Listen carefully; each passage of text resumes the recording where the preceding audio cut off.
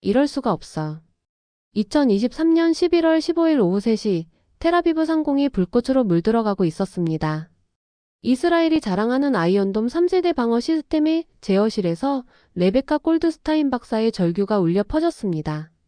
그녀가 8년간 혼신의 힘을 다해 개발한 최첨단 미사일 방어 시스템이 속수무책으로 뚫리고 있었던 것입니다.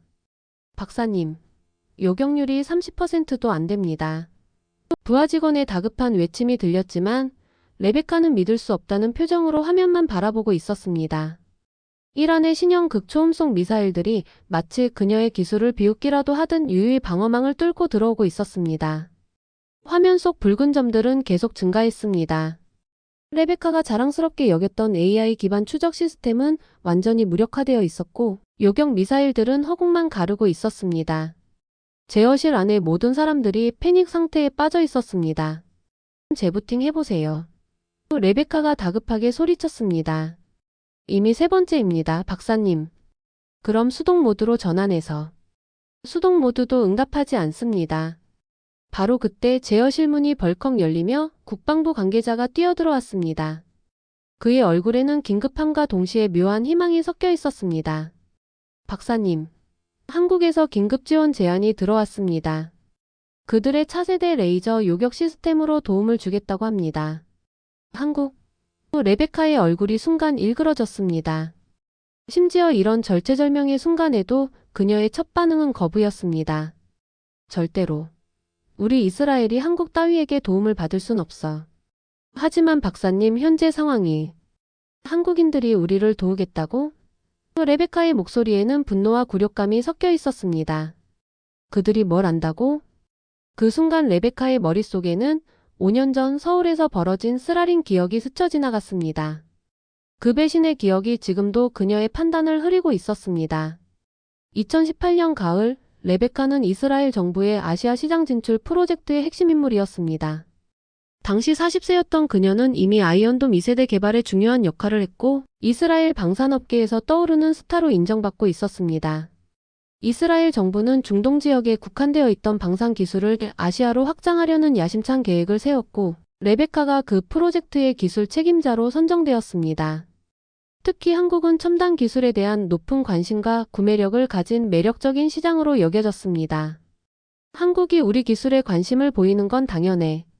실전에서 검증된 세계 최고의 방어 시스템이니까. 당시 레베카는 이렇게 생각했습니다. 실제로 아이언돔은 가자 지구에서 날아오는 수천 발의 로켓을 막아내며 그 효과를 증명했습니다. 세계 어느 나라도 이런 실전 경험을 가지고 있지 않았습니다. 첫 번째 한국 방문에서 레베카는 뜨거운 환영을 받았습니다. 한국의 대기업 방산 연구소에서는 그녀를 실전 경험을 가진 세계 최고의 전문가라고 소개했고 현지 언론들도 큰 관심을 보였습니다. 이스라엘의 아이언돔 기술은 정말 혁신적입니다. 우리도 이런 시스템이 필요합니다. 처음 몇 개월간은 모든 것이 순조롭게 진행되었습니다. 한국 측은 이스라엘의 기술에 깊은 관심을 보였고 상당한 규모의 계약을 논의했습니다. 레베카는 이 프로젝트가 성공하면 자신의 커리어에 큰 전환점이 될 것이라고 확신했습니다. 하지만 시간이 지나면서 이상한 신호들이 나타나기 시작했습니다.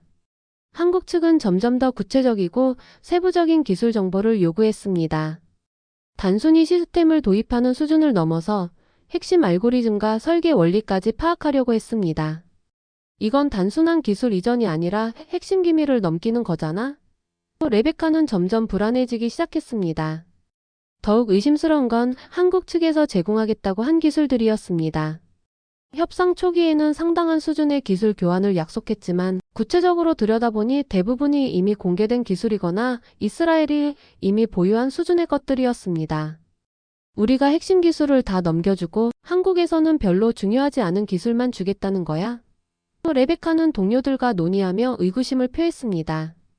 2021년 초 결정적인 사건이 벌어졌습니다. 한국의 한 연구소에서 이스라엘과 유사한 방어 시스템 프로토타입을 개발했다는 소식이 들려온 것입니다. 그런데 그 시스템의 핵심 기술들이 레베카가 제공한 자료와 놀랍도록 유사했습니다. 이건 명백한 기술 도용이야. 레베카는 분노했습니다. 우리가 협상 과정에서 제공한 기술 자료를 이용해서 자체 개발했다고 주장하고 있어. 이스라엘 정부는 즉시 항의했지만 한국 측의 답변은 실망스러웠습니다.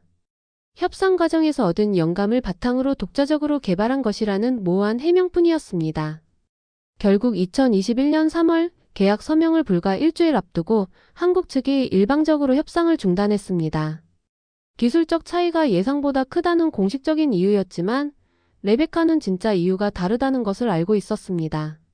한국은 이미 필요한 기술 정보를 얻었고 더 이상 이스라엘과의 협력이 필요 없다고 판단한 것입니다.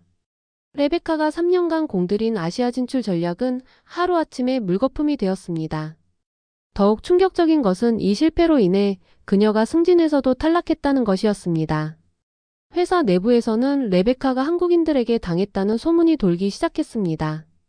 역시 한국인들은 선진 기술을 훔쳐가려는 것뿐이었어. 레베카는 그때부터 한국에 대한 깊은 불신과 적대감을 갖게 되었습니다. 절대 다시는 그들을 믿지 않겠다.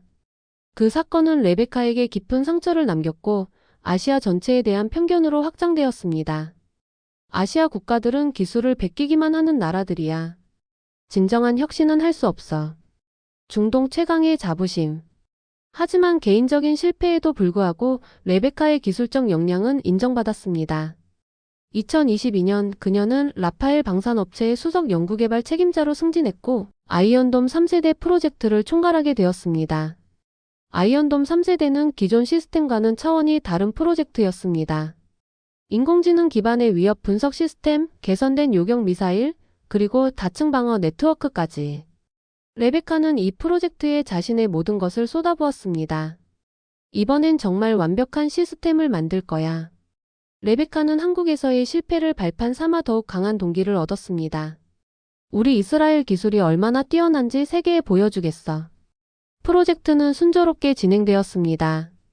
2022년 첫 번째 테스트에서 95% 이상의 요격률을 기록했고 2023년 실전 배치에서도 뛰어난 성능을 보였습니다. 이스라엘 언론들은 세계 최강의 방어 시스템 탄생이라고 찬사를 보냈습니다. 레베카의 자신감은 하늘을 찔렀습니다. 각종 국제 학회에서 강연 요청이 쏟아졌고 세계 각국에서 기술 협력 제안이 들어왔습니다. 하지만 레베카는 아시아 국가들의 제안은 모두 거절했습니다. 우리가 왜 기술을 베끼기만 하는 나라들과 협력해야 해? 그녀는 동료들에게 말했습니다. 우리 기술이 이미 세계 최고인데. 2023년 5월 이란이 대규모 군사훈련을 발표하며 이스라엘에 대한 위협을 고조시키자 레베카는 국방부 긴급회의에서 자신의 기술을 자랑스럽게 발표했습니다. 여러분, 아이언돔 3세대는 기존 시스템과는 차원이 다릅니다. 레베카의 목소리에는 확신이 가득했습니다. 새로운 AI 기반 추적 알고리즘과 개선된 요격 미사일로 어떤 종류의 공격도 막아낼 수 있습니다. 국방부 장관이 관심을 보였습니다. 구체적으로 어떤 성능 향상이 있었습니까? 기존 시스템 대비 요격률이 30% 향상되었고 동시 대응 가능 목표 수도 5배 증가했습니다. 레베카가 자신 있게 답했습니다. 무엇보다 실전에서 검증된 우리의 경험이 바탕이 되어 있습니다. 사막에서 피로 검증한 우리 기술은 세계 어느 나라도 따라올 수 없습니다. 참모총장이 질문했습니다. 이란이 중국, 러시아와 공동으로 개발한다는 신형 극초음속 미사일은 어떻습니까? 문제 없습니다. 레베카가 단호하게 답했습니다. 극초음속이라고 해도 물리법칙을 벗어날 수는 없습니다. 우리 시스템의 예측 알고리즘은 어떤 궤도 변경도 미리 계산할 수 있습니다. 회의실의 분위기는 낙관적이었습니다. 모든 참석자들이 레베카의 확신에 찬 발표에 고개를 끄덕였습니다. 그때 한 참석자가 조심스럽게 말했습니다. 혹시 다른 국가들과의 기술 협력은 어떻게 생각하십니까? 최근 한국이나 일본에서도 상당한 방어 기술을 개발했다고 하는데 한국? 레베카의 표정이 순간 굳어졌습니다. 한국은 기술을 베끼기만 하는 나라입니다. 실전 경험도 없는 그들의 기술을 어떻게 신뢰할 수 있겠습니까? 하지만 최근 그들의 기술 발전 속도가 빠르다고 해서 질적으로 우수한 건 아닙니다. 레베카가 단호하게 잘라 말했습니다. 실전에서 검증되지 않은 기술은 신뢰할 수 없습니다. 우리 이스라엘만의 힘으로 충분합니다. 국방부 장관이 미소를 지었습니다. 그렇다면 골드스타인 박사의 시스템을 전적으로 믿어도 되겠군요. 물론입니다. 레베카가 자신 있게 답했습니다. 제 시스템이면 어떤 공격도 완벽하게 막아낼 수 있습니다. 이것은 단순한 자신감이 아니라 데이터에 기반한 확신입니다. 그 회의에서 레베카가 마지막으로 한 말은 나중에 그녀를 괴롭히는 부메랑이 되었습니다. 여러분 걱정하지 마세요. 우리에게는 세계 최고의 방어 시스템이 있습니다. 그 어떤 적도 우리 하늘을 뚫을 수 없습니다. 중동 최강 신화의 붕괴. 하지만 6개월 후 레베카의 확신은 산산조각이 나고 말았습니다. 2023년 11월 15일 오후 이란이 예고 없이 대규모 미사일 공격을 감행했습니다. 이번 공격은 그들이 중국과 러시아의 기술 지원을 받아 2년간 준비한 것이었습니다. 신형 극초음속 미사일, 스텔스 순항 미사일, 그리고 다단계 분리탄도 미사일까지 총동원된 공격이었습니다. 이스라엘 방공사령부의 레이더가 첫 번째 신호를 포착한 것은 오후 2시 47분이었습니다. 하지만 이상한 일이 벌어졌습니다. 레이더에는 분명히 신호가 잡혔는데 아이언돔 3세대의 추적 시스템은 아무것도 감지하지 못하고 있었습니다. 이상하네요. 박사님, 레이더에는 신호가 있는데 우리 시스템에는 아무것도 안 나타납니다. 운용 책임자가 보고했습니다. 센서 문제일 거야. 재부팅해봐. 레베카는 처음엔 별로 심각하게 생각하지 않았습니다. 하지만 몇 분 후 상황은 급속도로 악화되었습니다. 이란의 미사일들이 이스라엘 영공에 진입하기 시작했는데 아이언돔 3세대는 여전히 그들을 감지하지 못하고 있었습니다. 박사님, 적 미사일이 영공에 진입했는데 시스템이 반응하지 않습니다. 그럴 리가 없어. 뭔가 잘못된 거야.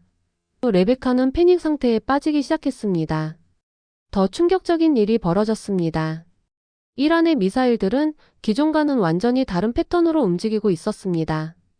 발사 직후 예측 가능한 포물선 궤도를 따르다가 갑자기 예상치 못한 방향으로 급격히 방향을 바꾸는 것이었습니다. 게다가 일부 미사일은 중간에 여러 개로 분리되어 각각 다른 목표를 향해 날아갔습니다. 이건 우리가 예상한 궤도가 아니야. 레베카는 화면을 바라보며 경악했습니다. 어떻게 이런 기동이 가능해? 더욱 당황스러운 것은 레이더 반사 신호였습니다. 미사일들이 분명히 시야에 보이는데도 레이더 반사가 거의 없었습니다. 마치 유령처럼 하늘을 날아가고 있었습니다. 스텔스 기술. 하지만 이 정도 레벨은 레베카는 믿을 수 없었습니다. 이란이 이런 수준의 스텔스 기술을 보유했다는 것은 상상도 못했기 때문입니다.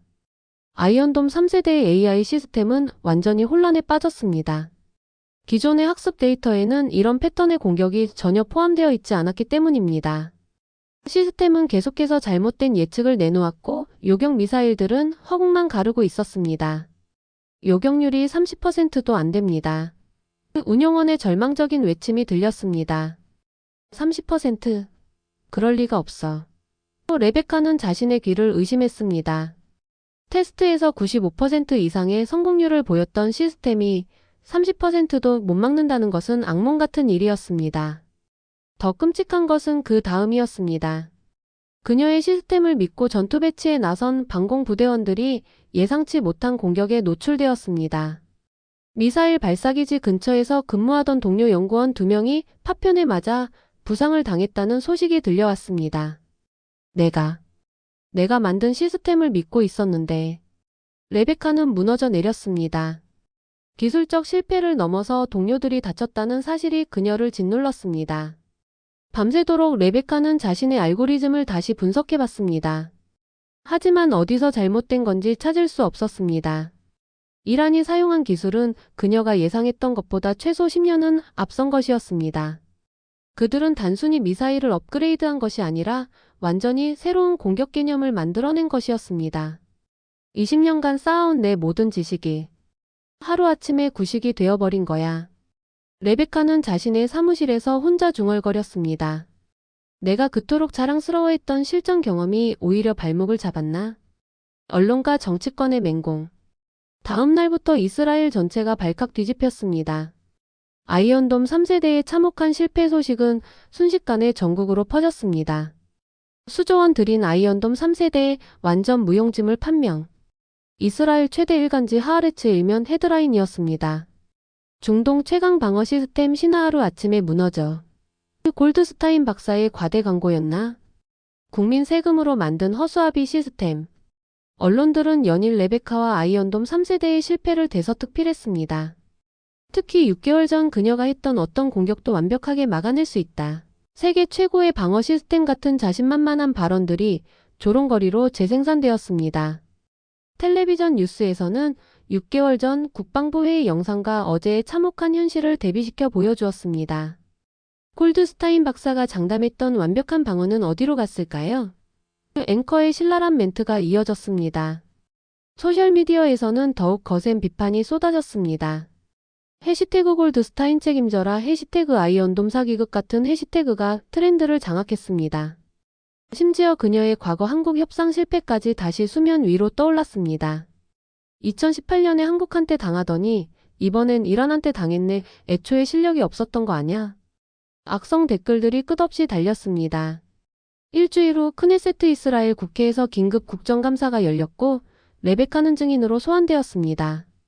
국회 앞에는 수백 명의 시민들이 몰려와 책임자 처벌을 요구하는 시위를 벌였습니다. 골드스타인 박사. 야당의 아리레비 의원이 목소리를 높였습니다.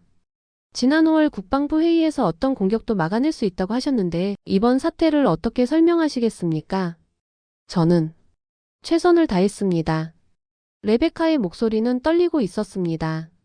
평소 자신만만했던 그녀의 모습은 온데간데 없었습니다. 최선을 다했다고요? 레비 의원이 더욱 공격적으로 나왔습니다. 그러면 이 참혹한 결과는 뭡니까? 30% 요격률이 최선을 다한 결과입니까? 예상치 못한 기술이. 예상치 못했다고요? 박사님은 전문가 아닙니까? 전 세계 기술 동향을 파악하는 게 박사님 일 아닙니까? 집권당의 다비드 코엔 의원도 가세했습니다. 국민의 생명을 담보로 한 과대 광고였습니까? 실전 경험이 무색한 결과 아닙니까? 그건 아닙니다. 레베카가 약하게 반박했지만 설득력이 없었습니다. 그럼 뭡니까? 박사님이 자랑하던 세계 최고 기술이 이 정도밖에 안 되는 겁니까? 코엔 의원의 날선 질문이 계속되었습니다. 저희도 예상하지 못한 신기술이. 예상하지 못했다면 왜 완벽하다고 장담했습니까? 국민을 속인 겁니까? 레베카는 답할 말이 없었습니다. 질문이 쏟아질 때마다 그녀는 더욱 작아졌습니다.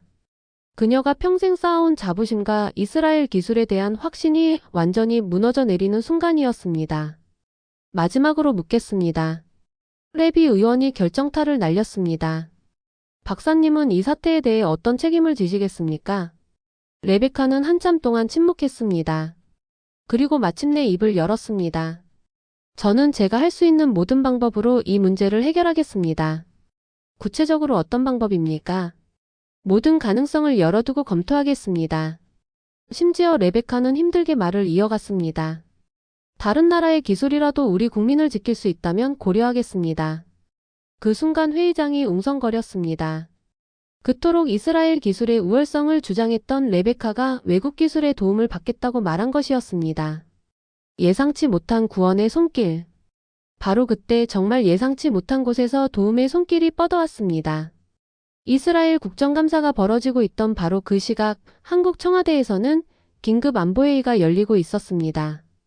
대통령님, 이스라엘의 방어 시스템이 완전히 무력화되었습니다. 국정원장이 보고했습니다. 이란의 신형 미사일 기술이 예상보다 훨씬 발전되어 있습니다.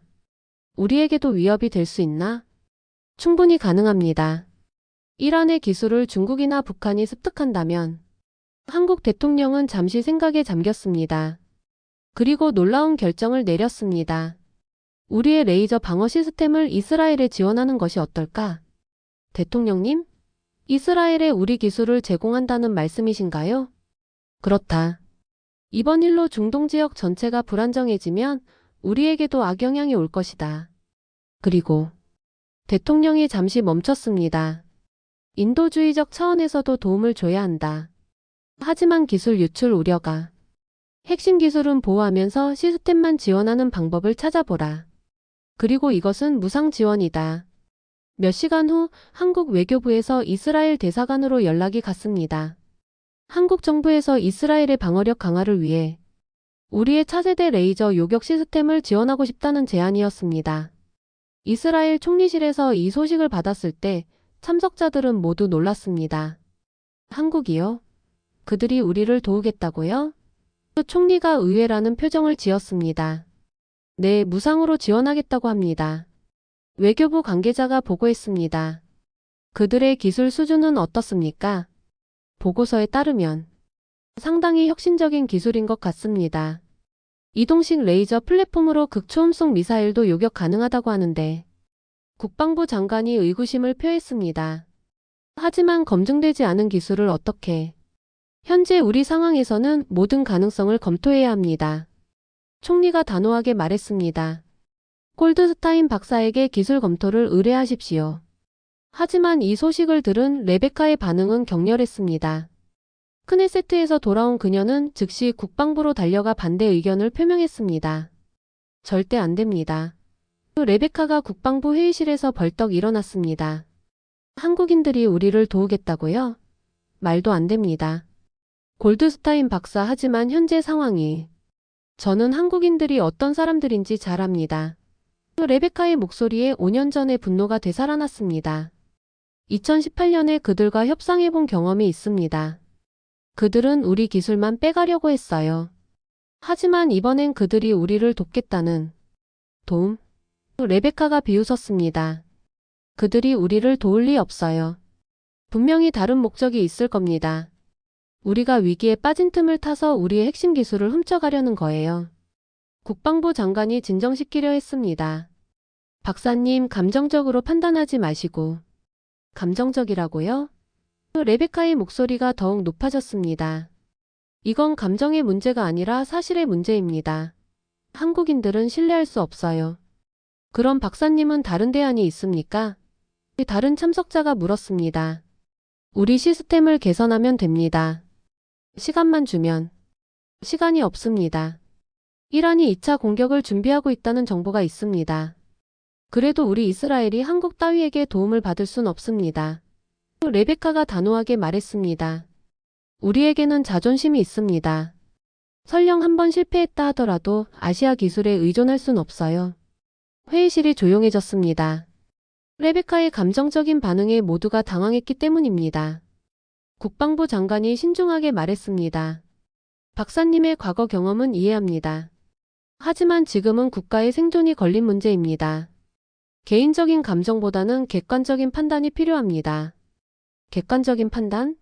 레베카가 반박했습니다. 제가 한국인들과 3년간 일해본 경험이 객관적 데이터 아닙니까? 그들은 협력 파트너가 아니라 기술 도둑들이에요. 하지만 현실은 레베카의 감정을 기다려주지 않았습니다. 이란이 훨씬 더 큰 규모의 2차 공격을 준비하고 있다는 정보가 계속 들어왔고 이스라엘 정부는 모든 가능성을 검토해야 하는 상황에 놓였습니다. 어쩔 수 없는 선택. 결국 총리의 직접 지시로 레베카는 한국의 기술 제안을 검토하는 책임자로 임명되었습니다. 아무리 개인적인 감정이 있어도 명령은 명령이었습니다. 골드스타인 박사, 개인적인 감정은 충분히 이해합니다. 국방부 장관이 엄중하게 말했습니다. 하지만 지금은 국가의 생존이 걸린 문제입니다. 전문가로서 객관적으로 평가해 주시기 바랍니다. 하지만 이건 요청이 아니라 명령입니다. 장관의 목소리가 단호했습니다. 박사님이 이 분야 최고 전문가이시기 때문에 맡기는 겁니다. 마지못해 레베카는 한국에서 보낸 기술 자료를 검토하기 시작했습니다. 하지만 처음부터 그녀의 마음가짐은 비판적이었습니다. 어차피 과장된 내용일 거야. 한국인들이 항상 그래왔으니까. 레베카는 보고서를 열면서 이미 결론을 내리고 있었습니다. 하지만 첫 페이지를 읽는 순간부터 그녀는 당황하기 시작했습니다. 한국의 레이저 요격 시스템에 대한 기술적 설명이 그녀가 예상했던 것과는 차원이 달랐기 때문입니다. 이동식 플랫폼, 고출력 레이저, 동시 다중 목표 요격. 레베카는 자신의 눈을 의심했습니다. 이런 게 정말 가능해? 보고서를 더 읽어보니 더욱 놀라운 내용들이 나왔습니다. 레이저 시스템이 트럭에 탑재되어 30분 안에 어디든 이동 가능하고 극초음속으로 움직이는 목표물을 실시간으로 추적하여 요격할 수 있다는 것이었습니다. 게다가 동시에 20개 목표까지 처리할 수 있고 요격률은 95% 이상이라고 되어 있었습니다. 95%? 말도 안 돼. 레베카는 고개를 저었습니다. 우리 최신 시스템도 테스트에서 95%인데 실전에서는 30%밖에 안 됐잖아. 한국 시스템이 실전에서 95%라는 건 불가능해. 하지만 기술적 설명을 자세히 보면 볼수록 그녀는 혼란에 빠졌습니다. 한국이 사용한 접근 방식이 기존의 미사일 요격과는 완전히 다른 개념이었기 때문입니다. 기존 시스템들은 모두 미사일로 미사일을 요격하는 방식이었습니다. 하지만 한국은 레이저를 사용해서 목표물을 직접 파괴하는 방식을 택했습니다. 이론적으로는 훨씬 정확하고 빠를 수 있는 방법이었습니다. 하지만 이 정도 출력의 레이저를 이동식 플랫폼에 탑재하는 게 가능할까? 레베카는 의구심을 표했습니다. 전력 공급은? 냉각 시스템은? 정조주는? 며칠 동안 보고서를 분석한 결과 레베카는 놀라운 사실을 발견했습니다. 한국이 제시한 기술적 해결책들이 모두 이론적으로 타당했다는 것입니다. 심지어 일부는 그녀가 생각해보지도 못한 혁신적인 아이디어들이었습니다. 이건 정말 가능할지도 몰라. 레베카는 혼란스러웠습니다. 하지만 동시에 과거의 트라우마가 되살아났습니다. 하지만 또 한국인들에게 속는 건 아닐까? 2018년처럼 우리를 이용하려는 건 아닐까? 그녀는 밤잠을 이루지 못했습니다. 한편으로는 기술적 호기심이 자극되었지만 다른 한편으로는 과거의 상처가 그녀를 주저하게 만들었습니다. 며칠 밤을 고민한 끝에 레베카는 한 가지 결론에 도달했습니다. 직접 확인해보자. 그래야 확실할 거야. 이번엔 속지 않겠어. 서울에서의 충격적 깨달음. 2023년 12월 초 레베카는 한국을 방문했습니다. 5년 만에 한국 땅이었습니다. 2018년의 쓰라린 기억 때문에 내키지 않았지만 국가의 명령이었기 때문에 어쩔 수 없었습니다. 인천공항에 내린 순간부터 레베카는 복잡한 감정에 휩싸였습니다. 5년 전 이곳에서 느꼈던 기대감과 설렘은 온데간데 없었고 대신 경계심과 불신만이 가득했습니다. 이번엔 절대 속지 않겠어. 레베카는 마음속으로 다짐했습니다. 모든 걸 의심해보고 빈틈을 찾아내겠어. 한국국방과학연구소에서 그녀를 맞이한 것은 김태준 박사였습니다.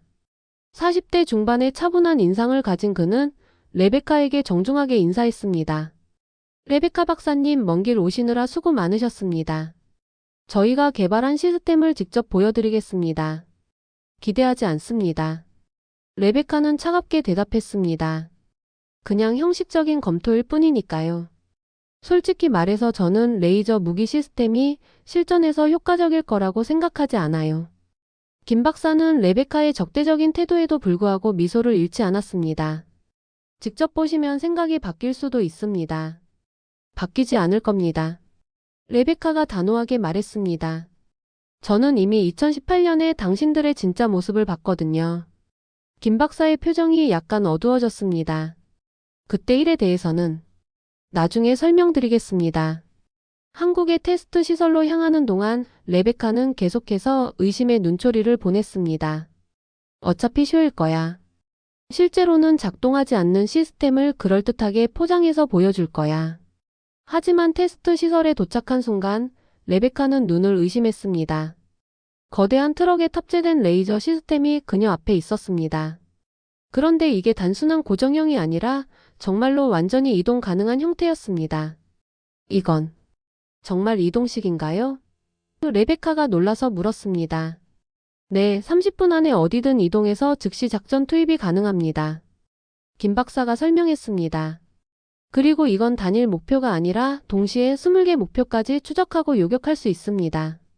20개? 말도 안 돼. 레베카는 믿을 수 없다는 표정을 지었습니다. 레이저로 어떻게 20개 목표를 동시에? 다중빔 시스템입니다. 하나의 레이저를 여러 개의 빔으로 분할해서 각각 다른 목표를 조준할 수 있어요. 레베카는 더욱 의심스러웠습니다. 전력 소모는? 그 정도 출력이면 엄청난 전력이 필요할 텐데. 소형 핵 융합 발전기를 개발했습니다. 트럭 하나에 탑재할 수 있을 정도로 컴팩트하게요. 핵 융합? 그런 기술이 실제로 가능해? 레베카는 더욱 놀랐습니다. 핵 융합 발전은 여전히 실험 단계에 있는 기술로 알고 있었기 때문입니다. 직접 보시겠습니까? 테스트가 시작되었습니다. 레베카는 마지막까지 의심을 놓지 않았습니다. 분명 미리 준비된 쇼일 거야. 실제 상황과는 다를 거야. 하지만 그녀의 의심은 곧 산산조각이 났습니다. 극초음 속으로 날아오는 모의 미사일들이 화면에 나타났습니다. 이번엔 단순한 직진이 아니라 복잡한 기동을 하는 목표물들이었습니다. 중간에 방향을 바꾸고 분리되고 심지어 스텔스 기능까지 있는 목표물들이었습니다. 이건 실제 이란 미사일과 비슷한 패턴이잖아? 레베카는 깜짝 놀랐습니다. 네, 최근 중동 상황을 분석해서 만든 시나리오입니다. 김 박사가 설명했습니다. 한국의 레이저 시스템은 그 모든 복잡한 목표물들을 실시간으로 추적하기 시작했습니다. 화면에는 각 목표물의 궤도가 예측되고 최적의 요격 지점이 계산되는 모습이 실시간으로 표시되었습니다. 레이저 발사 준비 완료. 발사. 눈부신 빛이 하늘을 가로질렀습니다. 아니, 정확히는 여러 개의 빗줄기가 동시에 하늘을 가로질렀습니다. 그리고 놀라운 일이 벌어졌습니다. 모든 모의 미사일들이 정확히 요격되었습니다. 100% 성공률이었습니다. 레베카는 말을 잃었습니다. 이건 불가능해. 어떻게 이런 일이. 더 놀라운 것은 요격 속도였습니다. 미사일 요격 시스템은 목표물을 감지하고 요격 미사일을 발사하고 비행 시간을 기다려야 합니다. 하지만 레이저는 빛의 속도로 즉시 목표물에 도달했습니다. 박사님, 이해가 안 되시는 부분이 있으시면 설명드리겠습니다. 김 박사가 친절하게 말했습니다. 이건 정말이야? 레베카는 아직도 믿을 수 없었습니다. 조작된 게 아니야? 직접 확인해 보시겠습니까?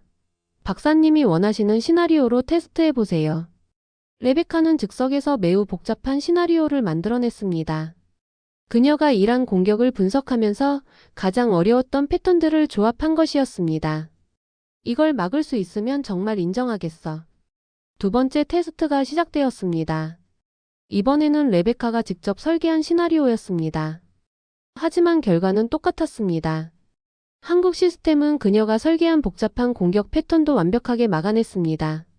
이건 우리가 꿈꾸던 미래 기술이야. 레베카는 충격에 빠졌습니다. 김 박사가 설명하기 시작한 기술적 원리들을 들으면서 레베카는 자신이 지난 20년간 연구해온 방향이 얼마나 제한적이었는지 깨닫기 시작했습니다. 그녀는 계속해서 기존 패러다임 안에서만 생각해왔던 것입니다. 박사님, 혹시 이 기술을 개발하는 데 얼마나 걸렸나요? 레베카가 조심스럽게 물었습니다. 약 10년 정도입니다. 처음엔 저희도 기존 미사일 요격 방식에만 집중했는데 2016년경부터 완전히 새로운 접근을 시도했습니다. 2016년. 레베카는 깨달았습니다. 그 시기는 자신이 아이언돔의 성공에 도취되어 있던 때였습니다. 한국은 그때부터 이미 차세대 기술을 준비하고 있었던 것입니다. 그럼 2018년에 레베카가 조심스럽게 말을 꺼냈습니다. 김 박사가 잠시 머뭇거리더니 솔직하게 답했습니다. 사실 그때 저희는 이미 이 프로젝트를 진행하고 있었습니다.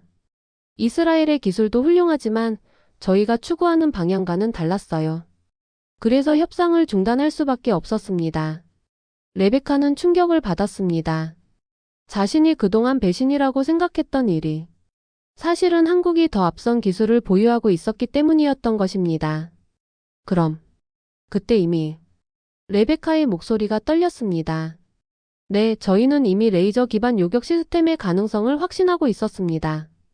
이스라엘의 기술은 확실히 검증된 것이었지만 저희가 보기엔 김 박사가 조심스럽게 말을 멈췄습니다. 과거의 기술이었다는 거죠? 또 레베카가 쓰게 웃으며 말했습니다. 그런 뜻은 아니었는데. 아니에요. 맞는 말씀이에요. 레베카가 고개를 저었습니다. 제가 너무 과거에 매여 있었네요. 그 순간 레베카는 자신이 얼마나 큰 착각을 하고 있었는지 깨달았습니다. 한국은 기술을 훔치려고 한 것이 아니라 이미 더 앞선 기술을 가지고 있었던 것입니다. 그리고 지금 그 기술이 이스라엘을 구할 수 있는 유일한 희망이 되어 있었습니다. 박사님께서는 정말 대단하시네요. 레베카가 진심으로 말했습니다. 제가 20년간 추구해온 것을 완전히 뛰어넘으셨어요. 박사님도 충분히 훌륭한 기술을 만드셨어요. 다만 접근 방식이 달랐을 뿐입니다. 그날 밤 레베카는 호텔에서 잠들지 못했습니다. 너무나 많은 생각이 머릿속을 스쳐 지나갔기 때문입니다. 자신의 편견, 과거의 상처, 그리고 무엇보다 기술자로서의 자존심까지 모든 것이 흔들리고 있었습니다. 내가 정말 바보였구나. 레베카는 중얼거렸습니다. 5년 동안 원한에 사로잡혀서 정작 중요한 걸 놓쳤어. 인정과 저항 사이의 갈등. 한국에서 돌아온 레베카는 극심한 내적 갈등에 빠졌습니다. 머리로는 한국 기술의 우수성을 인정할 수밖에 없었지만 마음으로는 쉽게 받아들여지지 않았습니다. 20년간 내가 믿어온 게 전부 틀렸다는 말인가? 또 레베카는 밤잠을 이루지 못했습니다. 내가 평생 자랑스러워했던 이스라엘 기술이 이미 구식이 되어버린 건가? 더욱 힘든 건 주변의 반응이었습니다. 한국 기술 도입 소식이 알려지자 이스라엘 전체가 들끓기 시작했습니다. 우리 이스라엘이 아시아 기술에 의존해야 한다니. 중동에서 수십 년간 쌓아온 우리 경험은 뭐가 된 거야? 이건 국가적 굴욕이다. 이스라엘의 자존심이 강한 국민들에게는 받아들이기 힘든 현실이었습니다. 특히 방산업계 종사자들의 반발이 거셌습니다. 골드스타인 박사가 한 번 실패했다고 해서 외국 기술에 의존하자는 거냐? 우리 기술자들의 자존심은 어디로? 언론도 연일 비판을 쏟아냈습니다. 골드스타인 박사 자신의 실패를 외국 기술로 덮으려 하나? 이스라엘 기술의 자존심을 포기하는 것인가? 동료들과의 관계도 더욱 어색해졌습니다. 함께 일했던 연구원들이 레베카를 보는 시선이 달라졌습니다. 박사님, 정말 한국 기술이 우리보다 나은가요? 한 후배가 조심스럽게 물었습니다. 기술적으로는 그렇다고 볼 수 있어. 레베카는 솔직하게 답할 수밖에 없었습니다. 그럼 우리가 지금까지 한 일은 뭐가 된 건가요? 헛된 일은 아니야. 다만 우리가 놓친 부분이 있었던 거지. 후배의 실망스러운 표정을 보며 레베카는 더욱 괴로웠습니다. 자신만의 문제가 아니라 동료들의 사기까지 떨어뜨리고 있었기 때문입니다. 가족들도 이해하지 못했습니다. 남편이 말했습니다. 여보, 당신이 평생 자랑스러워했던 이스라엘 기술을 포기하는 거야? 포기하는 게 아니야. 하지만 현실을 인정해야 해. 현실? 한 번의 실패로 모든 걸 포기할 순 없잖아. 당신은 원래 그런 사람이 아니었어.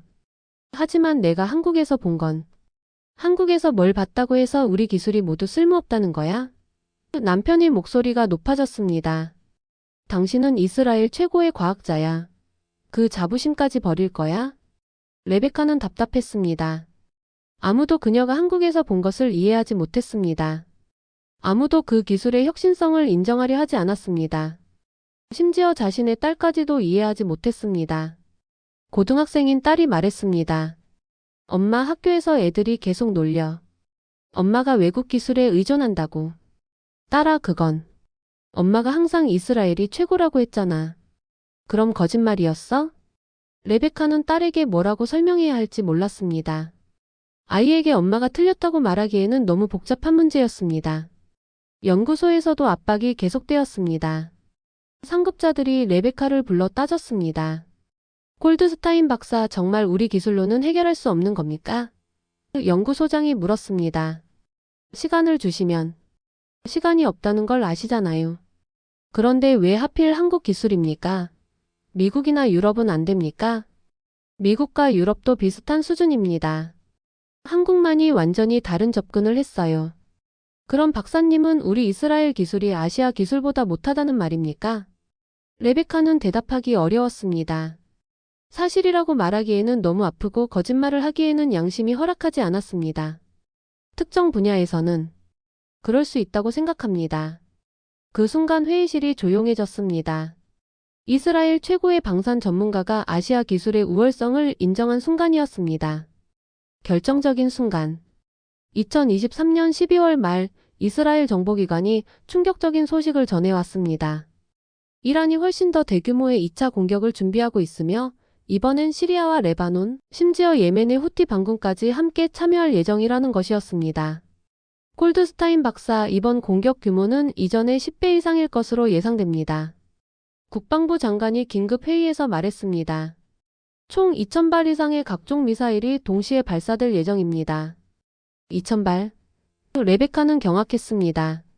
첫 번째 공격이 200발이었는데 이번엔 그 10배라는 것이었습니다.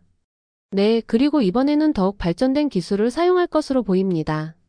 중국이 직접 기술 지원을 하고 있다는 정보가 있습니다. 참모총장이 물었습니다. 우리의 현재 방어 시스템으로는 절대 불가능합니다. 레베카가 솔직하게 답했습니다. 200발도 막지 못했는데 2000발은. 그럼 한국 시스템으로는? 레베카는 잠시 망설였습니다. 그리고 마침내 입을 열었습니다. 가능할 것 같습니다. 다중 목표 동시 처리 능력이 뛰어나거든요. 정말 확신하십니까? 100% 확신할 수는 없지만 현재로서는 유일한 희망입니다. 국방부 장관이 심각한 표정으로 물었습니다. 박사님이 최종 결정을 내려주셔야 합니다. 도입하시겠습니까? 모든 시선이 레베카에게 집중되었습니다. 그녀의 결정에 이스라엘의 운명이 달려 있었습니다. 개인적인 감정, 과거의 상처, 민족적 자존심, 모든 것을 떠나서 국민의 생명이 걸린 문제였습니다. 레베카는 한참 동안 고민했습니다. 그리고 마침내 결단을 내렸습니다. 도입합시다. 레베카가 마침내 입을 열었습니다. 개인적인 감정이나 자존심보다 국민의 생명이 더 중요합니다. 정말 확실하십니까? 장관이 다시 한번 확인했습니다. 네, 확실합니다. 한국의 기술이 우리를 구할 수 있습니다. 그 순간 회의실에 안도의 분위기가 흘렀습니다. 모든 사람들이 레베카의 결단을 기다리고 있었던 것입니다. 한국의 레이저 시스템이 긴급히 이스라엘로 운송되었습니다. 한국 측에서는 기술자들까지 파견해서 시스템 설치와 운용을 도왔습니다. 불과 일주일 만에 모든 준비가 완료되었습니다. 그리고 2024년 1월 3일 새벽 예상대로 연합군의 대규모 공격이 시작되었습니다. 이번엔 이전과는 비교할 수 없는 규모였습니다. 하늘이 온통 미사일로 뒤덮일 정도였습니다.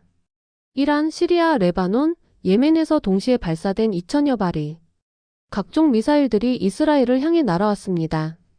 극초음속 미사일, 순항 미사일, 탄도 미사일, 드론까지 총동원된 공격이었습니다. 심지어 일부는 핵탄두를 탑재했을 가능성도 있었습니다.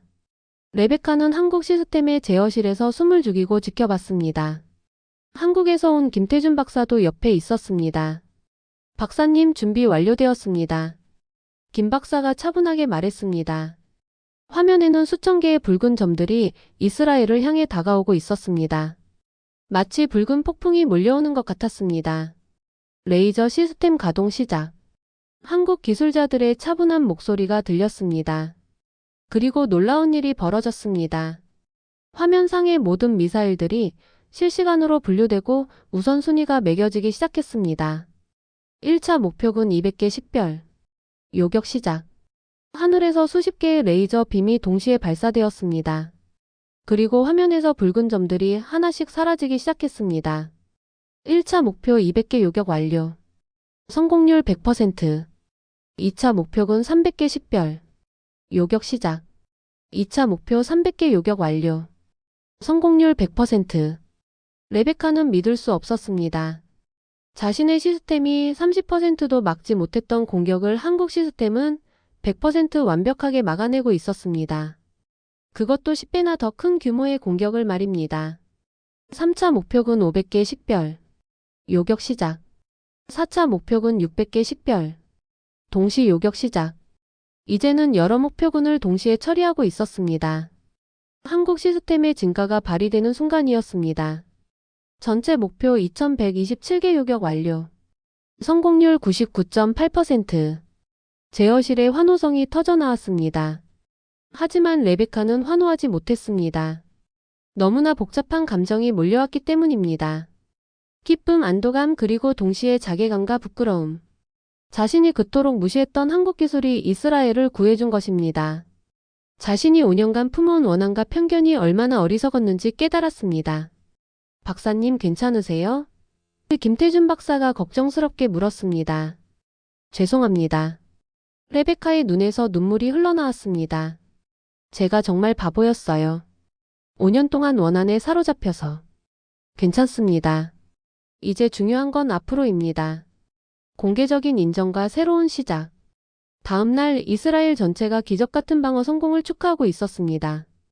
2,000발이 넘는 대규모 공격을 99.8% 막아낸 것은 인류 역사상 전례가 없는 일이었습니다. 그리고 레베카는 전국 생중계 기자회견에 나섰습니다. 이번에는 한국의 김태준 박사도 함께였습니다. 국민 여러분께 말씀드리고 싶은 것이 있습니다. 레베카의 목소리는 떨리고 있었습니다. 어제의 완벽한 방어는 제가 개발한 시스템이 아닙니다. 한국의 김태준 박사님과 그의 팀이 개발한 레이저 시스템이 우리를 구해주었습니다. 기자들이 웅성거리기 시작했습니다. 저는 그동안 한국 기술을 과소평가했습니다. 개인적인 경험과 편견 때문에 객관적인 판단을 하지 못했습니다. 레베카는 계속 말을 이어갔습니다. 하지만 이번 일을 통해 깨달았습니다. 기술에는 국경이 없다는 것을, 그리고 우리가 배워야 할 것이 아직 많다는 것을 말입니다. 박사님, 그럼 이스라엘 기술이 뒤떨어진다는 말씀인가요? 한 기자가 질문했습니다. 뒤떨어진 게 아니라 다른 방향으로 발전해온 것입니다. 하지만 변화하는 세계에 적응하지 못했다면 그건 우리의 잘못입니다. 레베카가 답했습니다. 김태준 박사님과 한국의 모든 기술자분들께 진심으로 감사드립니다. 그들이 우리 국민의 생명을 구해주었습니다. 김태준 박사가 마이크를 잡았습니다. 저희는 단순히 기술을 제공한 것이 아닙니다. 이스라엘과 한국이 함께 만들어낸 결과입니다. 레베카 박사님의 실전 경험과 우리의 혁신 기술이 결합되었기 때문에 가능했습니다. 앞으로도 계속 협력하실 건가요? 다른 기자가 물었습니다. 물론입니다. 레베카가 확신에 차서 답했습니다. 이제는 정말 함께 일하고 싶습니다. 서로의 다른 점을 인정하고 배우면서요. 그 후 몇 달 동안 이스라엘과 한국 사이에는 전례 없는 기술 협력이 시작되었습니다. 레베카는 이스라엘-한국 방산기술협력 프로그램의 총괄 디렉터로 임명되었습니다. 2024년 여름 레베카는 다시 서울을 방문했습니다. 이번엔 적대감이 아니라 진정한 협력을 위해서였습니다. 김 박사님, 지난번엔 정말 죄송했습니다. 레베카가 김태준 박사에게 사과했습니다. 개인적인 편견 때문에 객관적으로 보지 못했어요. 괜찮습니다, 레베카 박사님. 저희도 2018년에 좀 더 자세히 설명드렸어야 했는데 그러지 못해서 오해가 생긴 것 같아요. 이제는 정말 함께 일하고 싶습니다. 이스라엘의 실전 경험과 한국의 혁신 기술을 결합한다면 저도 그렇게 생각합니다. 서로 다른 강점을 가지고 있으니까요. 몇 달 후 이스라엘과 한국이 공동으로 개발한 차세대 방어 시스템이 공개되었습니다. 이스라엘의 실전 노하우와 한국의 첨단 기술이 결합된 결과물이었습니다. 레베카는 개발팀 발표에서 이렇게 말했습니다. 이 시스템은 단순히 두 나라의 기술을 합친 게 아닙니다. 서로 다른 문화와 사고방식이 만나 탄생한 완전히 새로운 것입니다. 저 혼자서는 절대 만들 수 없었을 거예요. 청중석에서 김태준 박사가 미소를 지었습니다. 그리고 레베카도 처음으로 진심 어린 미소를 지었습니다. 기술에는 정말 국경이 없다는 걸 이제야 알았습니다. 레베카가 마지막으로 말했습니다. 중요한 건 서로를 존중하고 배우려는 마음입니다. 그리고 무엇보다 사람의 생명을 지키는 것이죠. 그날 밤 레베카는 텔아비브에 있는 가족에게 영상통화를 걸었습니다. 여보 어때? 일은 잘 되고 있어? 응, 정말 잘 되고 있어. 그리고 많은 걸 배우고 있어. 레베카가 답했습니다. 내가 얼마나 편견을 갖고 있었는지 모르겠어. 한국 사람들은 정말 놀라운 기술자들이야. 당신이 변했구나. 예전엔 이스라엘 기술이 최고라고만 했는데 여전히 우리 기술도 훌륭해. 하지만 이제는 알아. 혼자서는 한계가 있다는 걸. 함께 할 때 더 큰 일을 할 수 있다는 걸. 딸이 화면에 나타났습니다. 엄마, 이제 학교에서 애들이 안 놀려. 오히려 엄마가 대단하다고 해.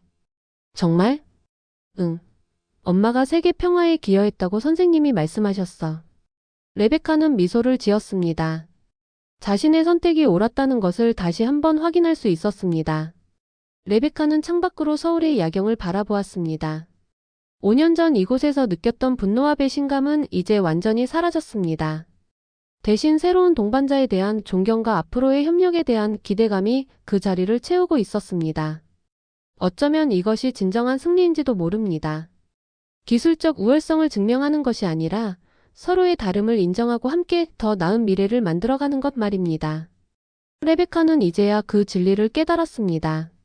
한국과 이스라엘의 협력은 계속되었고 두 나라가 함께 개발한 방어 시스템은 전 세계로 퍼져나갔습니다. 그리고 그 중심에는 편견을 버리고 진정한 협력의 가치를 깨달은 레베카 골드스타인이 있었습니다.